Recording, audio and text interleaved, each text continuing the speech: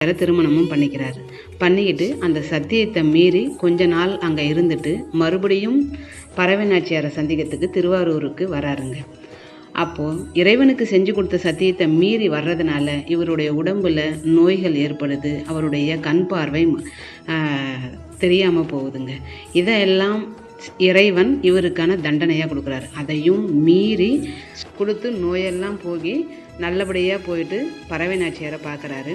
அப்படி பறவை நாச்சியாரை பார்க்கும் பொழுது அங்கே அவங்களுக்கு சங்கிலி நாச்சியாரை திருமணம் பண்ணிக்கினாரு அப்படின்ற விஷயம் தெரிஞ்சு அவங்க சுந்தரர் மேலே பயங்கரமாக கோவப்படுறாங்க. 2 பேருக்கும் ஊடல் நடக்குது. அந்த ஊடலை தீர்த்து வைக்கிறதுக்கும் சிவபெருமானே தூது போயிட்டு 3 பேருக்குமாக இருக்கக்கூடிய அந்த ஊடலை தீர்த்து 3 பேரையும் கைலாயத்துக்கு வர வச்சிடுறாருங்க. இதுதான் சுந்தரர் பற்றின வரலாறு.